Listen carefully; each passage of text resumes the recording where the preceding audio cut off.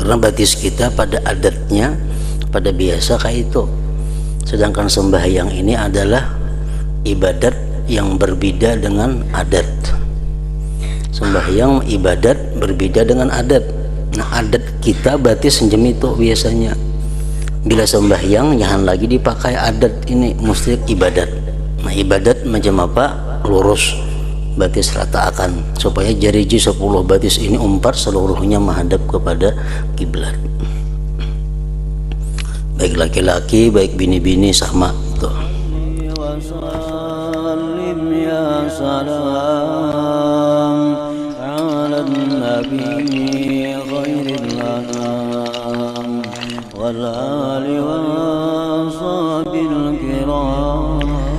Bismillahirrahmanirrahim. Alhamdulillahirabbil alamin. Wabihi nasta'in ala umurid dunya waddin. Wassalatu wassalamu ala asyrafil anbiya wal mursalin Sayyidina Maulana Muhammadin wa ala alihi wa ashabihi ajma'in. Qala al-musannif rahimahullah wa nafa'ana bi ulumih. Yang ke-11, adab-adab, aturan-aturan mengerjakan sembahyang.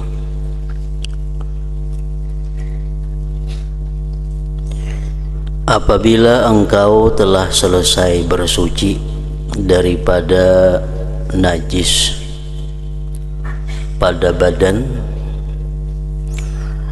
pakaian, dan tempatmu, dan engkau telah suci daripada hadas, dan setelah engkau menutup aurat daripada lutut sampai ke pusat bagi laki-laki, dan seluruh badan kecuali muka dan tapak tangan bagi perempuan, sudah selesai tuntung semuaan, maka hendaklah engkau menghadap kiblat.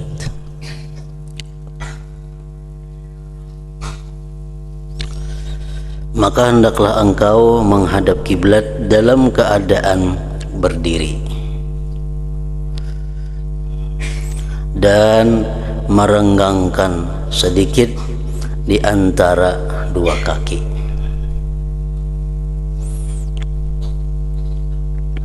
Dan merenggangkan sedikit di antara dua kaki. Jadi paling renggang kira-kira sakilan. Jarak antara batis kanan dan batis kiri itu paling renggang sakilan atau kurang pada sakilan. Jangan sampai antara dua batis itu tagatuk, kerapatan ngarannya.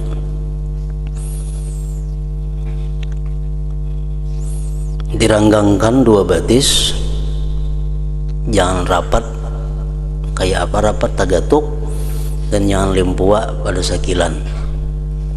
Sahasta misal antara dua batis keranggangan itu, batis kanan batis kiri sejajar rata, dan ujung-ujung jari 10 di batis itu menghadap kepada kiblat. Ujung batis menghadap kiblat, jari-jari jam itu artinya. Maka ini jangan kerapatan begatuk dua batis, ranggang lebih pada sekilan jangan, bermaju sedikit berundur sedikit jangan, mesti rata dan menghadap kiblat. Jangan teka itu. Karena batis kita pada adatnya, pada biasa kayak itu. Sedangkan sembahyang ini adalah ibadat yang berbeda dengan adat. Sembahyang ibadat berbeda dengan adat. Nah, adat kita batis sejem itu biasanya. Bila sembahyang jangan lagi dipakai adat, ini mesti ibadat. Nah, ibadat macam apa? Lurus, batis ratakan supaya jariji 10 batis ini umpat seluruhnya menghadap kepada kiblat. Baik laki-laki, baik bini-bini sama tuh.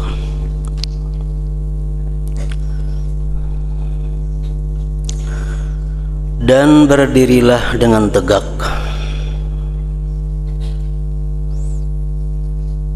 Dan berdirilah dengan tegak. Artinya kepala pun tegak. ada perselisihan ulama mengenai kepala. Ada yang mengatakan tegak, mata melihat di tempat sujud, tapi caget juga. Ada yang mengatakan kepala bertunduk sedikit bertunduk, mata menghadap melihat kepada tempat sujud juga. Jadi di situ ada khilaf ulama. Kemudian baca olehmu surat qul a'udzu birabbin nas sampai akhirnya. Engkau baca surat tersebut qul a'udzu birabbin nas tadi dengan niat untuk membintingi dirimu daripada godaan syaitan yang terkutuk. Kemudian hadirkan hatimu dan kosongkan jiwamu daripada sebarang was-was, dan hendaklah engkau pikirkan bahwa engkau sedang berdiri di hadapan Tuhanmu dan engkau bermunajat dengan Dia.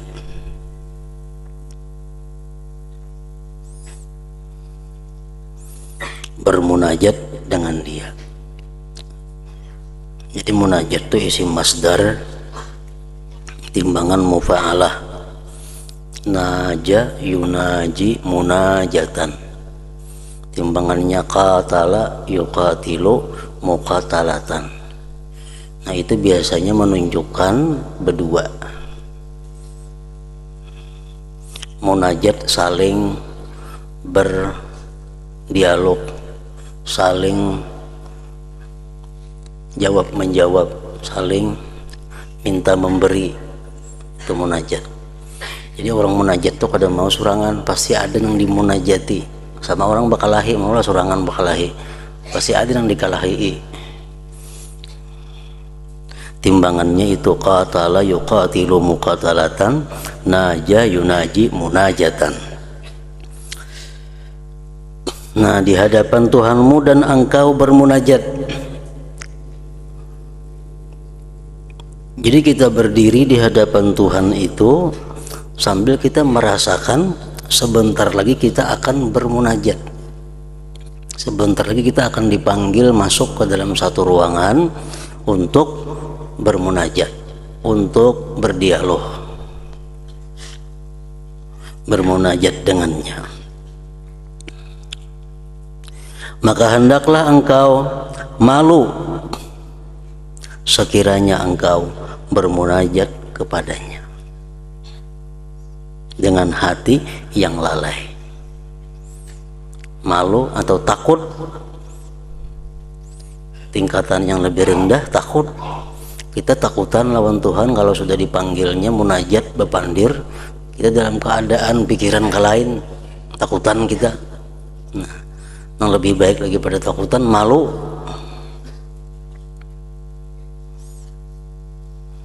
Jadi kita munajat itu mesti merasakan apa-apa yang dijawab oleh Allah terhadap yang kita baca.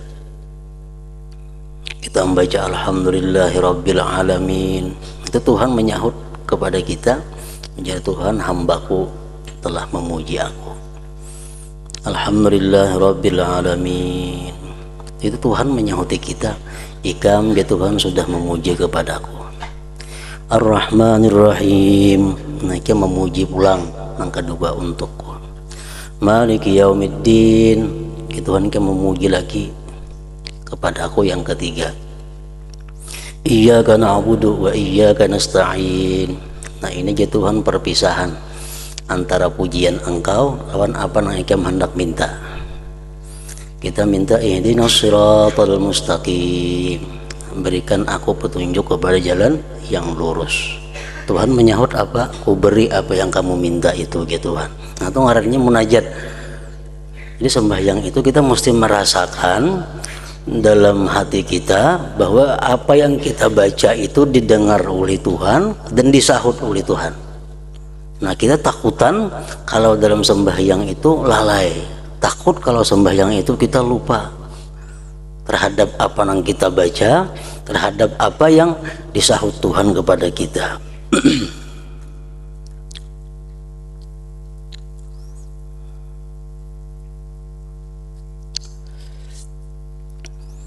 Dan dengan dada yang penuh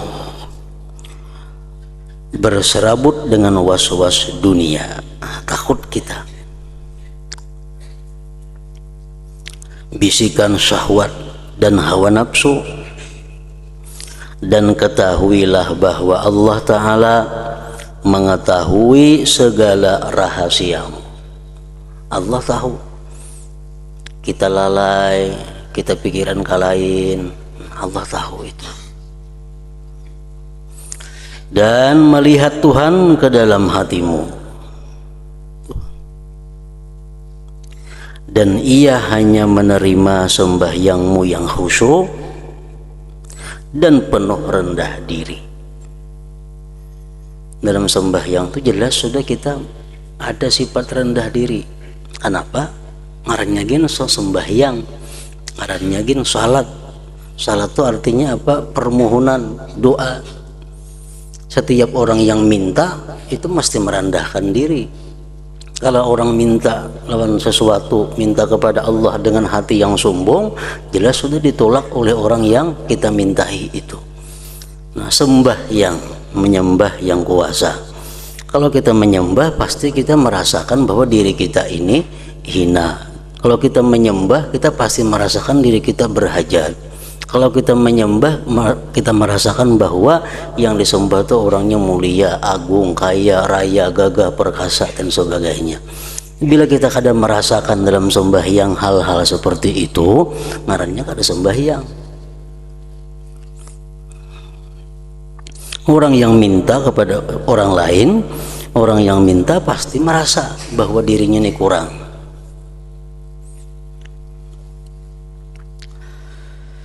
Dan ia hanya Allah menerima sembahyangmu yang khusyuk dan penuh rendah diri, tawadhu.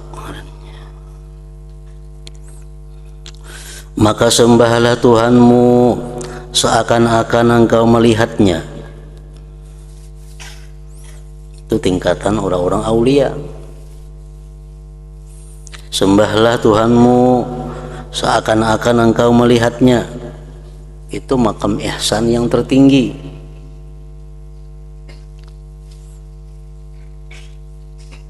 Melihat Allah itu adalah puncak segala kenikmatan. Melihat Allah puncak segala kebahagiaan. Di dalam surga, kayak apapun orang surga itu asiknya bermain-main, kayak apapun asiknya orang surga itu bersenda gurau, bagaimanapun orang surga lezatnya makan hidangan surga, tapi begitu ada pengumuman bahwa Allah bertajalli, siapa hendak bertemu Allah, semuaan meninggalkan kesibukannya. Kenapa? Karena kelezatan yang paling lezat itu adalah memandang zat Allah. Nah, kalau sembahyang kita macam itu lezat, yang hanya bisa sembahyang itu lezat adalah orang-orang tingkatan yang sangat mencintai Allah. Nah, itu tujuan akhir daripada sifat ihsan. Maka sembahlah Tuhanmu seakan-akan engkau melihatnya. Jadi sembahyang itu nikmat, sembahyang itu paling nyaman. Makanya jar Nabi, wa ju'ilat qurratu aini bis shalah. Wa ju'ilat qurratu aini bis shalah. Ujar Nabi, paling menyenangkan hatiku adalah sembahyang. Aku jar Nabi suka harum-haruman, suka perempuan, suka yang nikmat-nikmat, tapi yang paling menyenangkan hatiku adalah sembahyang. Nah, karena dengan sembahyang itu beliau sama dengan melihat Allah, bertemu dengan Allah. Nah, maka sembahlah Tuhanmu seakan-akan engkau melihatnya. Kalau kada bisa kita ke situ, kada bisa menempati ini, nah, dan jika engkau belum mampu berbuat demikian, kalau kita sembahyang itu belum bisa mendapat kenikmatan seolah-olah melihat Allah, kada kawa macam itu, maka tanamkanlah di dalam hatimu bahwa sebenarnya Tuhanmu melihat segala perbuatanmu. Namun kada kawa di situ kita duduk. Kalau yang pertama tadi orang sembahyang nikmat, yang pertama tadi orang sembahyang senang, yang kedua ini sembahyangnya lapah. Kenapa? Karena diawasi. Sembahyanglah kamu seolah-olah kamu melihat Allah. Itu sembahyang dengan nikmat, dengan kelezatan.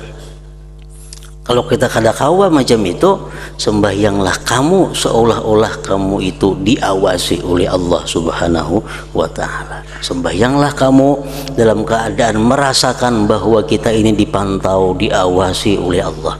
Kalau sembahyang lapah jadinya. Orang diawasi pasti lapah. Mengapa? Karena bila diawasi orang kita kali nyaman. Nah, kenapa kali nyaman? Karena selalu berhati-hati. Kalau tak salah mengangkat takbir, tak salah cara berdiri, tak salah cara mengangkat tangan, tak salah cara bersujud, tak salah cara ruku. Lalu hati-hati semuaan, lapah jadinya. Nah, jadi kalau kadakawa tingkatan yang pertama, yang ini diambil.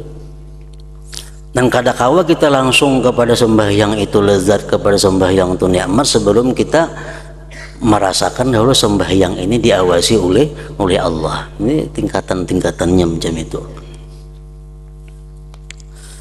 Dan jikalau engkau belum mampu berbuat demikian seperti yang pertama tadi, maka tanamkanlah di dalam hatimu bahwa sebenarnya Tuhanmu melihat segala perbuatanmu. Nah, jadi orang yang meyakini bahwa Allah itu melihat sembahyangnya, Allah itu mengawasi gerak-geriknya, otomatis sembahyangnya bagus, otomatis sembahyangnya khusyuk, otomatis sembahyangnya rapi, teratur baik.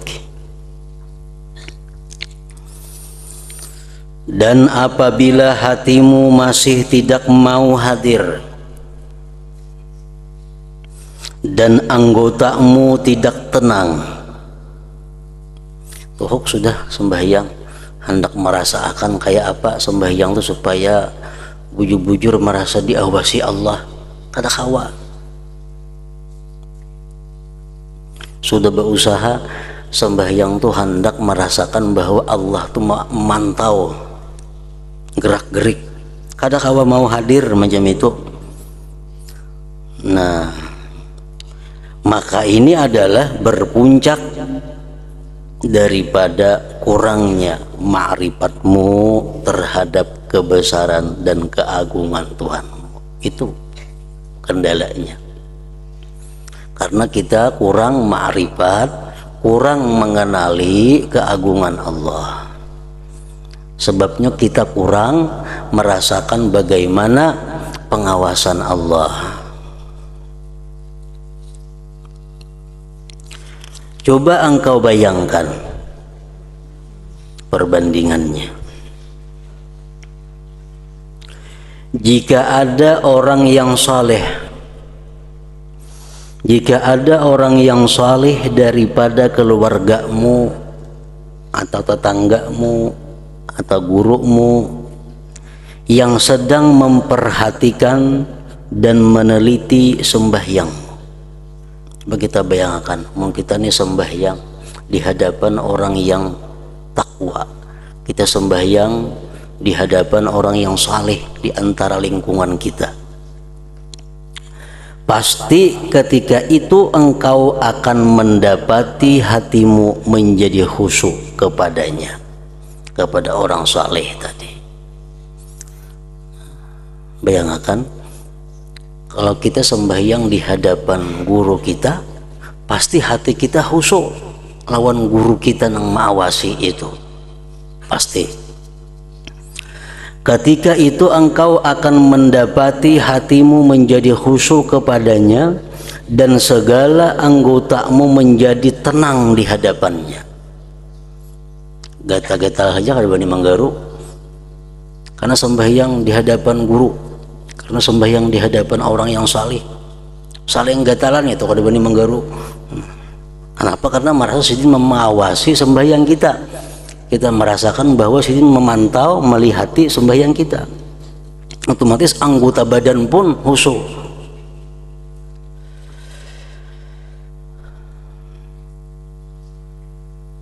Oleh itu kembali engkau menasihati dirimu. Sesudah itu baru kita nasihati diri kita dan katakan padanya, pada diri kita, wahai nafsuku, tidakkah engkau merasa malu kepada Allah Tuhanmu yang menciptakanmu? Betapa engkau boleh malu di hadapan manusia yang lemah, dan ia adalah salah satu daripada hamba Tuhanmu. Kenapa ikam malu sembahyang kada serius? Kenapa ikam malu sembahyang kada bujur-bujur di hadapan orang saleh? Padahal orang saleh itu hamba seperti kamu. Padahal dia adalah hamba Allah.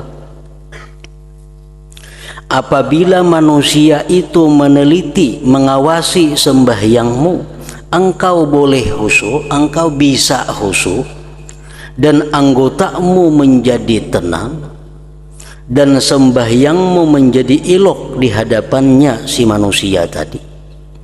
Sedangkan ia hamba tadi tidak memiliki apa-apa dan tidak dapat memberi sebarang kemudaratan atau kemanfaatan kepadamu. Kemudian betapa engkau tidak malu kepada Allah Tuhanmu yang mengetahui segala rahasiamu. Dan betapa engkau tidak merasa takut kepada kebesarannya. Apakah Allah Ta'ala itu lebih hina pada pandanganmu, lebih inting pada pandanganmu daripada salah seorang hambanya? Nah, kita arahkan pertanyaan itu kepada diri kita. Nikam di hadapan orang saleh baiknya sembahyang, khusyuknya sembahyang, rapinya sembahyang. Tapi di hadapan Allah ikam macam ini sembahyang. Apakah ikam anggap Allah itu lebih hina daripada orang yang saleh?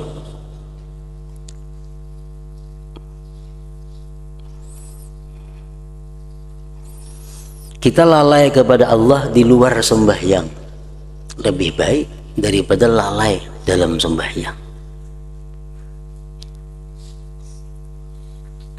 Kita berbuat sesuatu yang tidak beradab di luar sembahyang lebih baik daripada kita berbuat sesuatu yang tidak beradab di dalam sembahyang.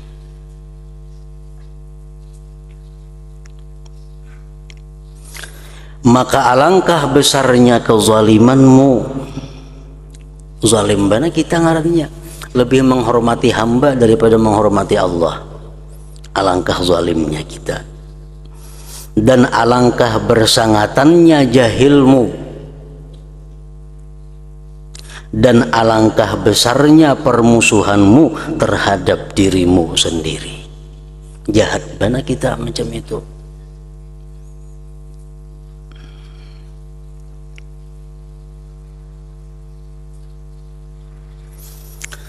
Nah, maka rawatlah hatimu dengan cara-cara yang seperti ini. Rawatlah hatimu dengan cara-cara seperti ini. Barangkali pada suatu masa nanti ia akan khusyuk juga. Dan sebenarnya engkau tidak akan memperoleh apa-apa di dalam sembahyangmu kecuali sekedar mana yang engkau khusyuk padanya. Allah akan memberikan kita ganjaran, Allah akan memberikan kita keridhaan sesuai sebesar apa kehusyuan kita dalam sembahyang. Ada orang yang bulik di masjid, di musalla, membawa pahala sebesar-besarnya. Ada orang yang bulik dari musalla membawa pahala sembahyang separuhnya. Ada orang yang bulik dari musalla membawa sembahyang pahala seperempatnya. Ada orang yang bulik sembahyang, bulik di musalla kadang membawa apa-apa. Ada lagi orang yang bulik di musalla justru imbah dipukuli orang bebalar-balar. Hadis Rasulullah mengatakan bahwa orang yang tidak memelihara sembahyang, orang yang tidak memelihara sembahyang, adabnya, khusyuknya, bebarang lagi sembahyang tadi akan dibentuk oleh Allah Subhanahu wa taala menjadi kain yang hitam gelap. Sembahyang kita yang kita persembahkan kepada Allah dengan bebarang aja, dengan asal sembahyang tadi dibentuk oleh Allah menjadi seikat kain yang kasar, yang hitam, yang gelap. Kemudian kain tadi dipukulkan oleh malaikat ke muka kita. Nah, ini orang yang sembahyang kada karuan, artinya khusyuk, kada sembahyangnya sah-sah, syaratnya bujur, rukunnya bujur, tapi hatinya kada karuan, perasaannya membesarkan Allah kada ada, perasaannya merasakan diri itu hina kada ada. Sembahyangnya dirubah Allah menjadi bentuk macam tadi, sehingga dia orang-orang bulik dari sembahyang membawa pahala, membawa kenikmatan, inya bulik membawa balar bekas dipukul dengan kain yang hitam tadi. Maka rawatlah hatimu dengan cara-cara yang seperti ini, barangkali pada suatu masa nanti ia akan khusyuk juga. Dan sebenarnya engkau tidak akan memperoleh apa-apa di dalam sembahyangmu kecuali sekedar mana yang engkau khusyuk padanya. Adapun sembahyang yang dikerjakan dalam keadaan lalai dan lupa, maka sebenarnya sembahyang itu sendiri masih perlu kepada istighfar dan kafarat bagi menyempurnakannya. Rasulullah Shallallahu Alaihi Wasallam mengajarkan kepada kita bahwa beliau sesudah Assalamualaikum warahmatullah, Assalamualaikum warahmatullah, kalimat yang pertama sidin baca Astaghfirullah, Astaghfirullah 3 kali.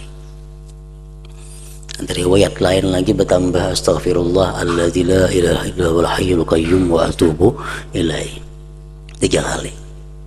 Nah, kenapa Nabi mbak sembahyang mbak istighfar? Apakah sembahyang sidin salah? Apakah sembahyang sidin kurang khusyuk? Kada. Sidin mengajarkan kepada kita bahwa setiap sesudah sembahyang itu baiknya kita minta ampun kepada Allah. Nah, kalau di dalam munajat tadi, kalau dalam perbincangan kita kepada Allah tadi ada hal-hal yang tidak disukai oleh Allah Subhanahu wa taala. Macam kita juga hilang lawan orang-orang besar, kita berhilang ziarah kepada orang-orang yang mulia.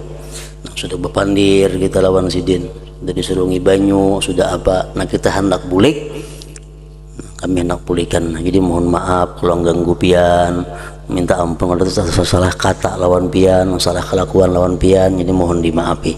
Nah, hanya bulik ya macam itu artinya. Dalam sembahyang kita ada berbuat hal-hal yang kada disukai Allah. Dalam sembahyang ada berbuat hati yang dibenci oleh Allah. Nah, jadi begitu Assalamualaikum warahmatullah 2 kali, Astaghfirullah alladzi la ilaha illa huwal hayyul qayyum wa atubu ilaihi. Kada ba'azim, kada Astaghfirullah aja.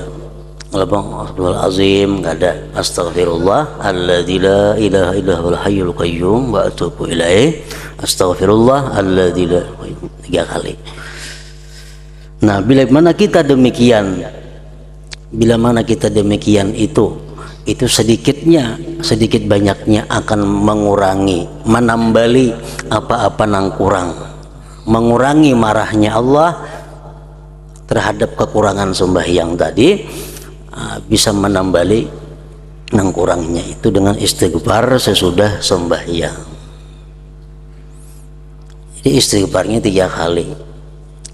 Istighfar nang 3 kali itu mungkin orang-orang yang sedikit lalainya dalam sembahyang. Amun nang kebanyakan lalainya lebih maka pada 3 kali. Nah, ada sedikit dalam sembahyang terlintas urusan dunia, urusan macam-macam, lalu imbas sembahyang 3 kali.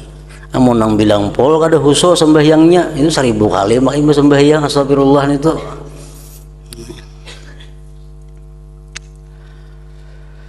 Apabila hatimu telah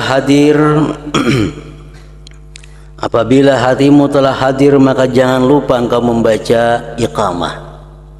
Nah, jadi hati sudah mantap, bahwa aku berdiri di hadapan yang maha agung, aku akan masuk ke dalamnya untuk bermunajat, untuk mengadukan hal-hal yang perlu kuadukan, maka bacalah qamat, walaupun jikalau engkau hanya sembahyang sendirian. Dan apabila engkau sembahyang berjamaah, maka hendaklah engkau azan, kemudian diikuti dengan iqamah. Lalu berniatlah dan kata olehmu di dalam hatimu, usalli fardal zuhri lillahi ta'ala. Tenang wajibnya tuh, usalli fardal zuhri. Ditambahi usalli fardal zuhri arba'a raka'atin, makmuman atau imaman, adaan lillahi mustaqbilal kiblati, adaan lillahi ta'ala. Itu sunat. Nang wajibnya usalli fardal zuhri itu wajib menurut ulama fikih hingga di situ. Menurut ulama tasawuf sebuting lagi tambahi lillahi ta'ala nya itu wajib juga. Artinya sahaja aku menunaikan fardu zuhur karena Allah. Dan hendaklah niat ini hadir di hatimu ketika engkau takbir. Dan jangan sampai niat itu hilang sebelum engkau selesai daripada lafaz takbir. Dan angkatlah kedua tanganmu ketika takbir itu. Dan angkatlah kedua tanganmu ketika takbir itu, sehingga sampai membetuli kedua bahumu, sedangkan tanganmu itu terbuka dan jari-jarinya terhurai.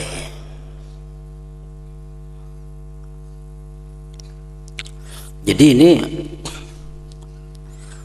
takbiratul ihram. Kenapa dengarane takbiratul ihram? Takbir nang pertama itu takbiratul ihram, artinya takbir yang mengharamkan. Kan ada takbir intikal, takbir berpindah dari ruku, dari i'tidal ke sujud, takbir intikal, dari sujud ke duduk, takbir intikal ngarannya. Yang pertama disebut takbiratul ihram, karena dengan takbir yang pertama ini semua perkataan kita, semua gerak-gerik kita diharamkan oleh Allah, kecuali yang diatur oleh Allah. Nah, itu artinya mengarangnya ihram itu. Ihram artinya mengharamkan. Begitu kita sudah Allahu Akbar, berarti itu takbiratul ihram. Nah, setelah kita mengucap Allahu Akbar itu, kita haram bergerak, haram berbicara, haram bergeritik hati, kecuali dengan yang diatur oleh Allah. Artinya takbiratul ihram itu. Jadi kada kawa sembarang berkata-kata, kada kawa sembarang bergerak-gerak, kada kawa sembarang bergeritik hati, kecuali yang diatur oleh Allah. Itu artinya takbiratul ihram. Nah, di dalam takbiratul ihram tadi kita disunatkan mengangkat kedua tangan. Mengangkat kedua tangan. Mengangkat kedua tangan ini macam-macam pengertiannya. Ada sebagian ulama yang mengatakan bahwa mengangkat tangan itu adalah tanda bahwa kita menyerah di hadapan Allah. Orang menyerah itu angkat tangan biasanya. Nah, angkat tangan. Itu mulai bahari, bukan hanya wah ini angkat tangan itu menyerah. Jadi kita Allahu Akbar, kita menyerah di hadapan Allah. Ada lagi yang mengatakan bahwa artinya mengangkat tangan itu adalah kita menyisihkan hal-hal yang mengganggu kita di hadapan Allah. Nah, ada juga ulama mengartikan demikian. Dan angkatlah kedua tanganmu ketika takbir itu, sehingga sampai membetuli kedua bahumu, sedangkan tanganmu itu terbuka. Terbuka ini artinya kayak ini beganggam. Jadi takbir terbuka tangan dan jari-jarinya terhurai. Nah, jari kita mengangkat takbir kayak apa? Jari kita biasa, dirapatakan jangan, diranggangkan jangan, macam biasa jari kita terhurai. Dan janganlah engkau memberatkan dirimu untuk menghimpunkan jari-jarimu atau memisahkannya. Jangan dihimpunkan jari jika ini Allahu Akbar kayak ini. Jangan juga itu. Nah, biarlah terhurai. Dan angkatlah kedua tanganmu sehingga ibu jarimu membetuli bahagian bawah daripada kedua telingamu, dan ujung-ujung jarimu membetuli bagian atas daripada kedua telingamu. Dan engkau betulkan kedua tapak tanganmu dengan kedua bahumu.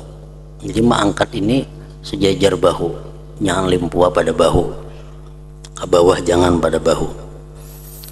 Nah, kayak apa andak telapak tangan ini sejajar lawan bahu? Yang dimaksud sejajar lawan bahu tuh,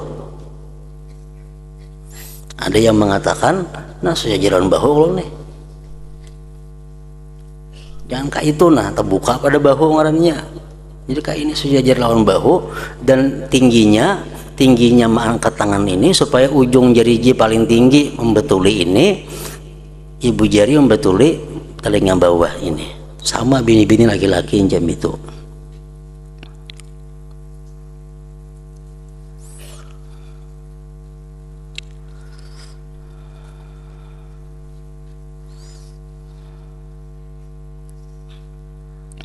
Apabila tanganmu telah diletakkan di tempat yang telah disebutkan tadi, maka barulah engkau bertakbir. Nah, barulah engkau bertakbir.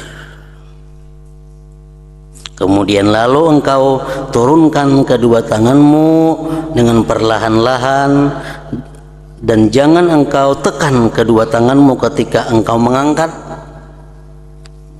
Menekan tangan mengangkat bakajut. Wah, misalnya jangan nggak itu.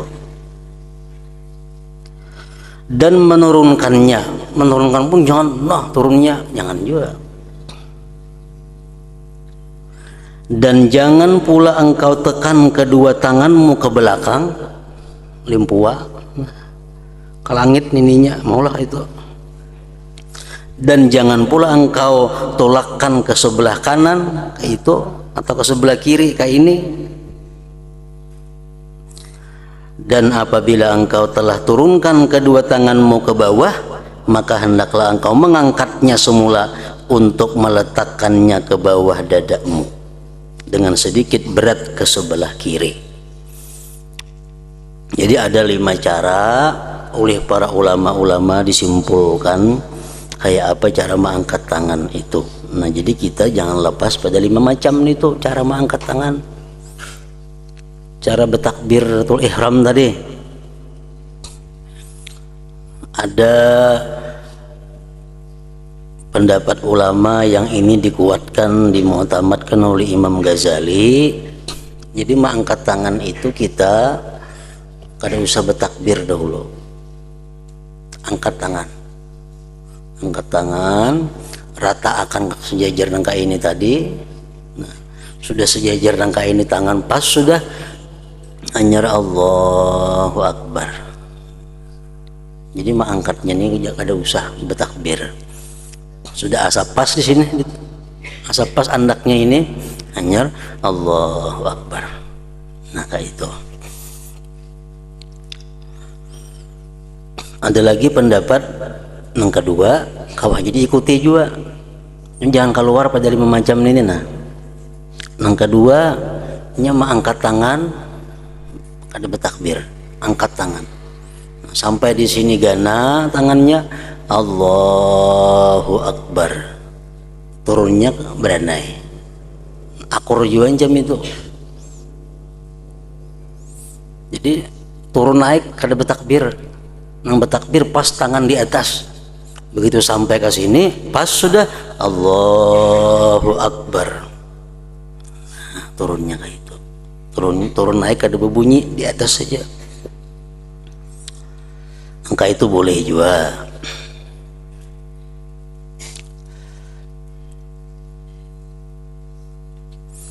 Yang ketiga ini boleh juga mengangkat tangannya bertakbir sampai di atas diam. Allah Akbar. Nah, turunnya ada berbunyi. Ini mulai mengangkat inya. Allahu Akbar. Boleh juga. Artinya pernah juga dilakukan oleh Nabi kita kayak itu.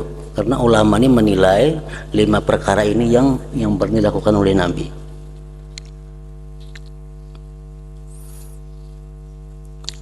Yang keempat,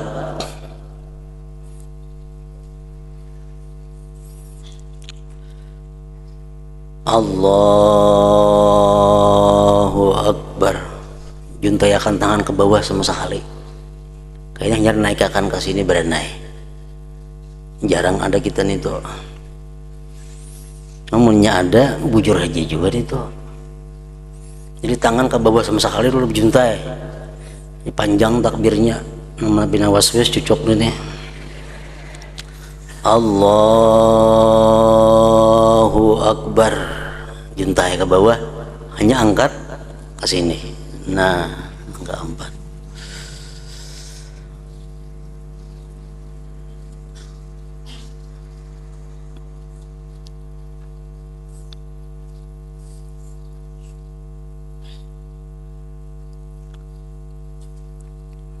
Nah, 5 macam rasanya tuh. Nah, apaan sebutingnya lagi?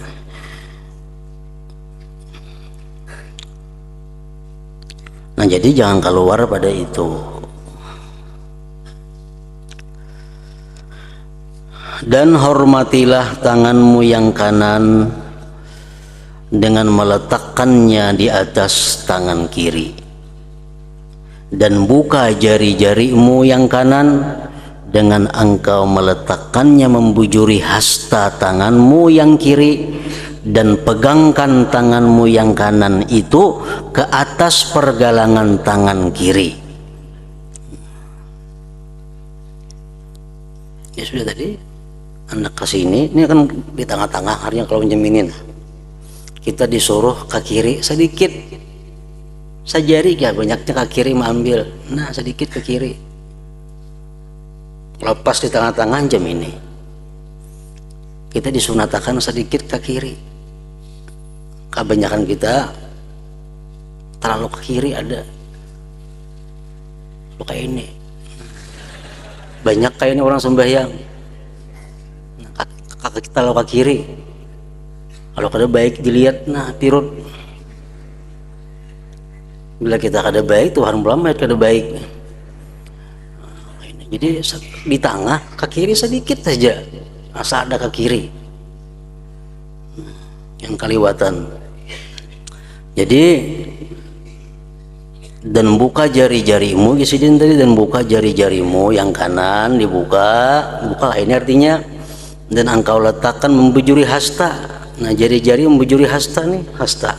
Nah, bujur aja jari-jari bujur, membujuri hasta.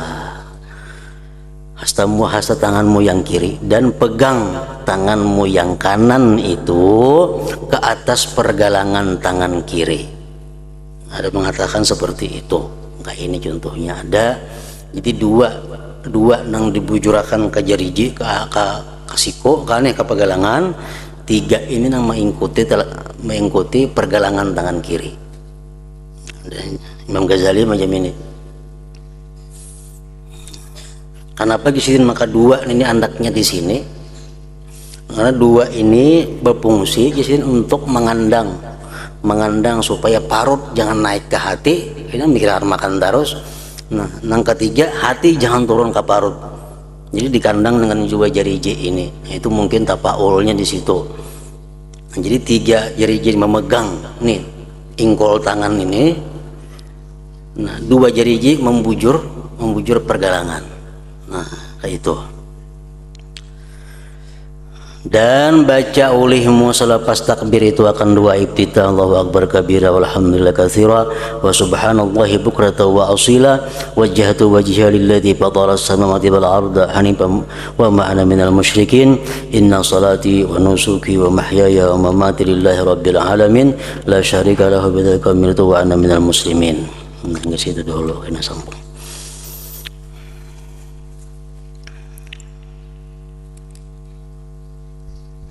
لحضرة النبي صلى الله عليه وسلم. الفاتحة.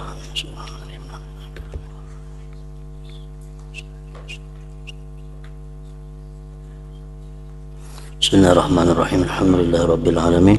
اللهم صل وسلم على سيدنا محمد وآله وصحبه أجمعين. اللهم اغفر لنا ما أخطأنا وما تعمدنا وما أسررنا وما أعلنا وما أسرفنا وما أنت أعلم به منا. أنت المقدم وأنت المؤخر، لا إله إلا أنت. اللهم انفعنا بما علمتنا وعلمنا ما ينفعنا وزدنا فهما وعلما وعملا وهدى وتوفيقا برحمتك يا أرحم الراحمين. صلى الله على سيدنا محمد وعلى آله وصحبه وسلم، والحمد لله رب العالمين.